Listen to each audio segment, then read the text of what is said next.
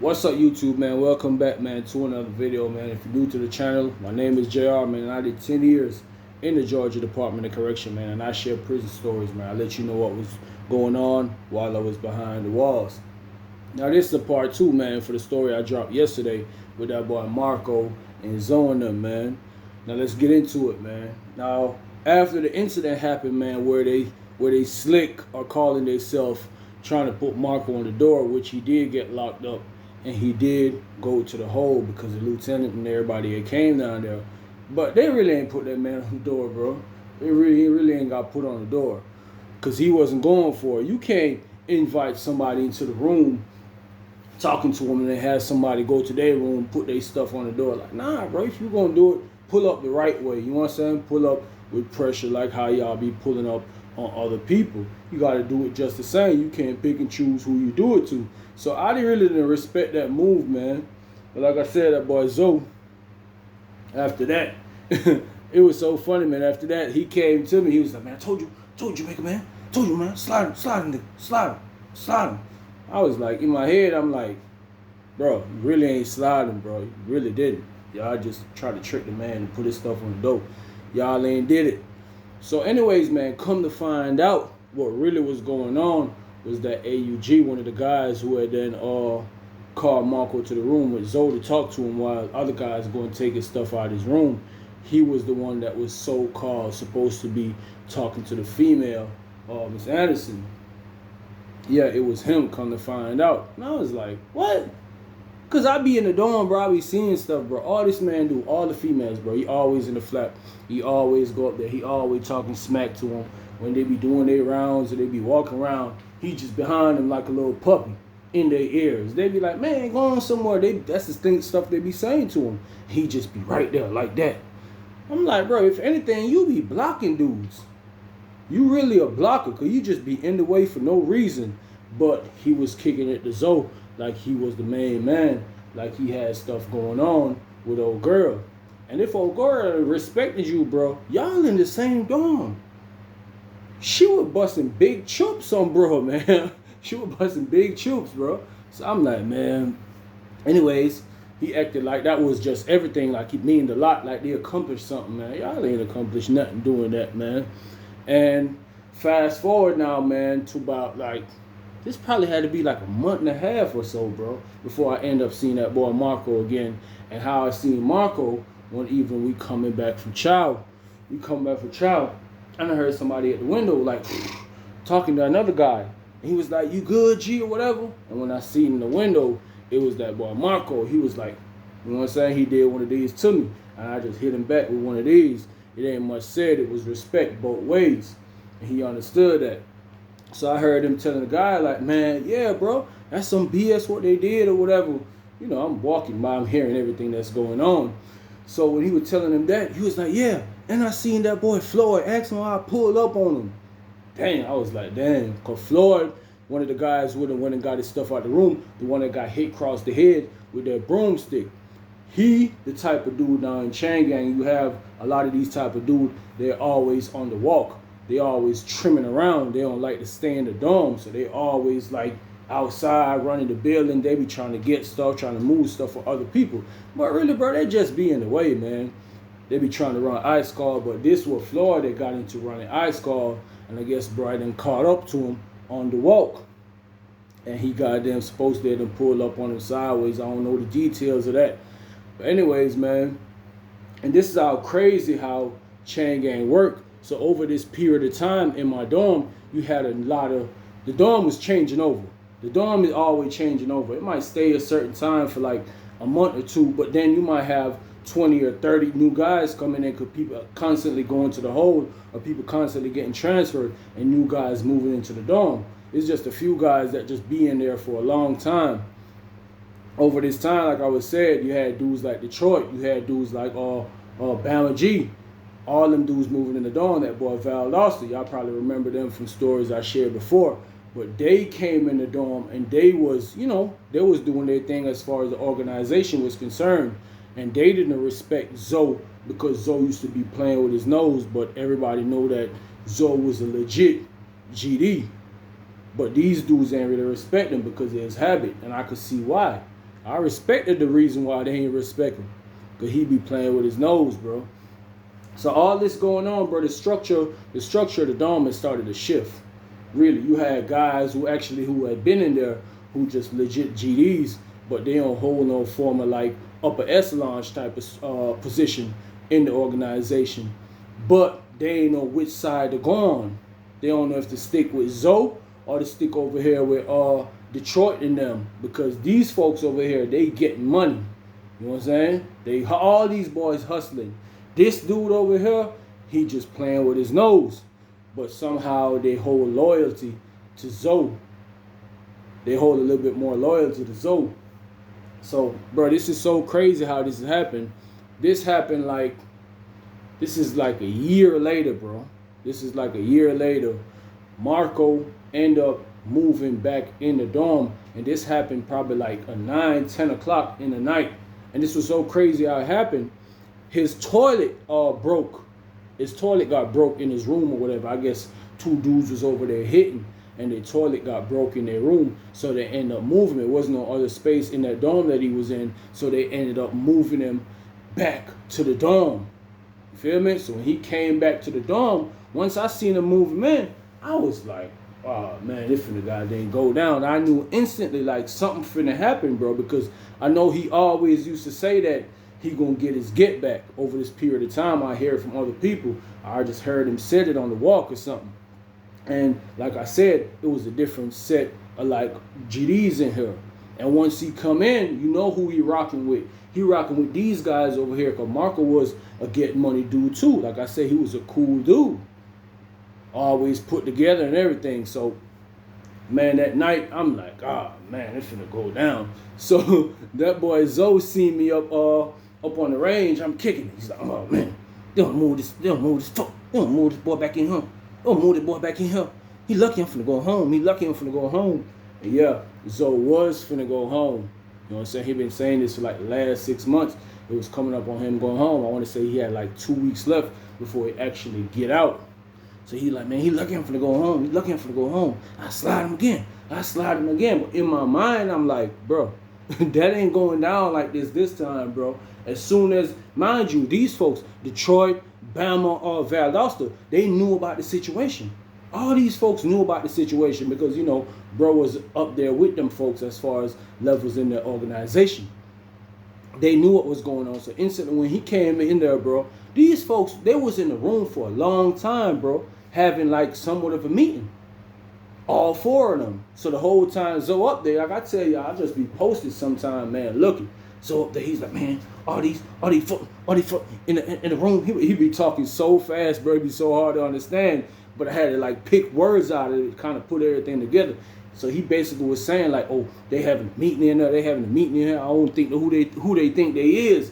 And I was like, man, Zoe, I was like, bro, I hope this man just hurry up and go home. That's all I'm saying in my mind. I just like he hurry up and go home. And later on that night, bro, you see them dudes. They in the middle of the dorm. They were just standing up talking, bro. And you could tell, you could feel the tension. You could feel like it was some smoke or some type of pressure in the air. And from being in chain gang for a couple years now, I knew it was some smoke in the air, bro. I could feel it. It ain't hard to tell, bro. And like I said, that night, we locked down, bro. We locked down. The next morning, we got up. It's about like 8:30 or something, bro. They started calling yard call. On Saturdays, they run big yard. We had a small yard, but they hardly even let us on there. But, bro, you might get 1 hour a week of our yard call when you was at Smith. And that's if the officers felt like running it. That's if they felt like running it. So anyways, they was running D-building, man. They was running D-building. And I'm down there at the window. I'm talking to one of the guys from D-building. Everybody up in the dorm, man. It's Saturday. A lot of people ain't going into no detail or nothing. So everybody up. Everybody just doing their regular movements of, you know, Saturday. Everybody doing what they doing. And I end up seeing that boy Detroit. I end up calling Zoe in the room. And I was like, you know, it was just like over out the corner of my eyes. I'm like, I just so happened to catch it. I was like, damn, why he calling Zoe in the room? It's not really my business, but I see. You never really see these two talk. You never see them talk like that, bro. And I was like, dang. But then I seen Bama G, and I see Marco, and I seen Valdosta, how they all was posted up. That boy Marco had a big old tool in his hand, cuffed like this. So when I seen that, I instantly knew what it was. I was like, oh boy, it about to be some smoke. So boom, I see Marco with the tool. Boom, while Detroit talking to Zoe in the room, Marco went upstairs by himself with the toolie.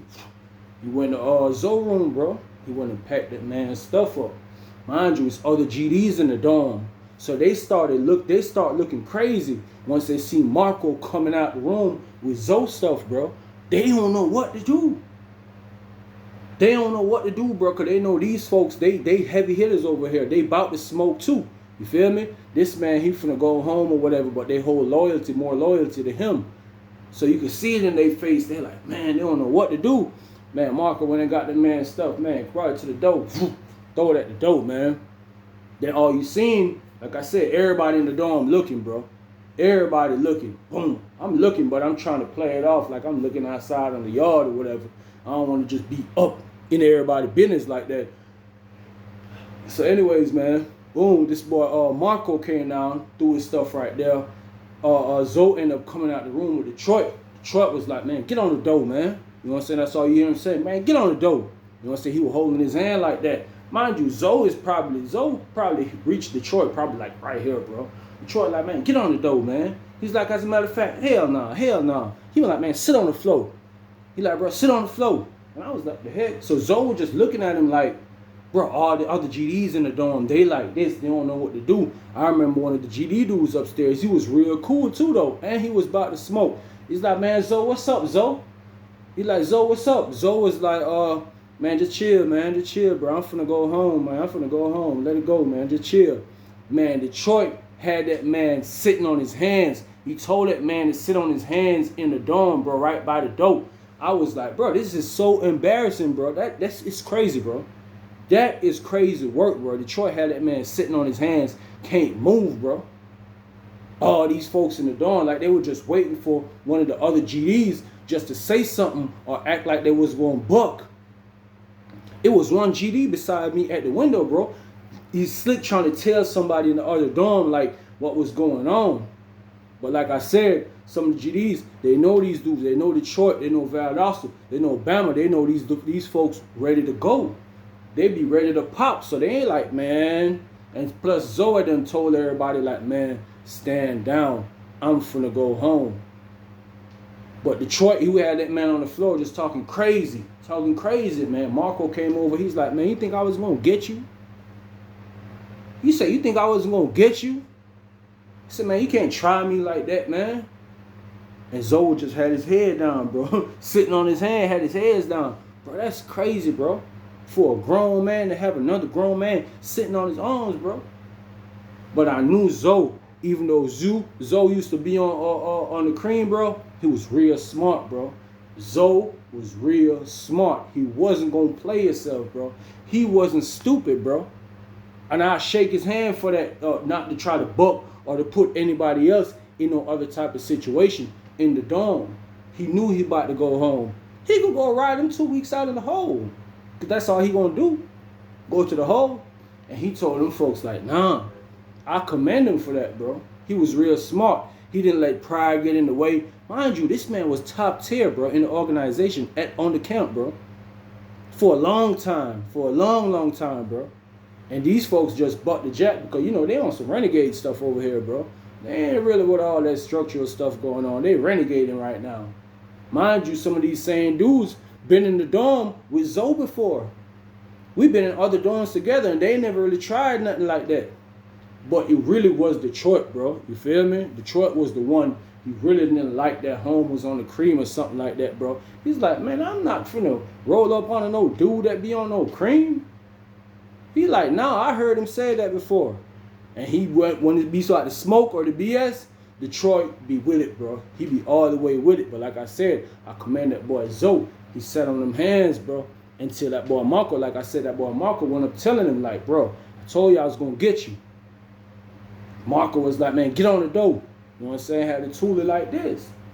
Man, that boy Zoe got up, man, and just went to walk into the door, bro. And like I said, it was the GD beside me. He trying to tell these folks in Debian, like, what's going on. He was talking to another GD. I could see the GD was like, Like, he asked him, like, what's going on in there? He really ain't want to say nothing, man. I had no smoke about it. Nobody wanted to stand up for it, bro. Like I said, Zoe was like, bro, I'm about to go. And that man just went to the door peacefully, bro. Officer, he went and checked out. Told the officer he can't be in here. The look on that man's face was crazy, bro.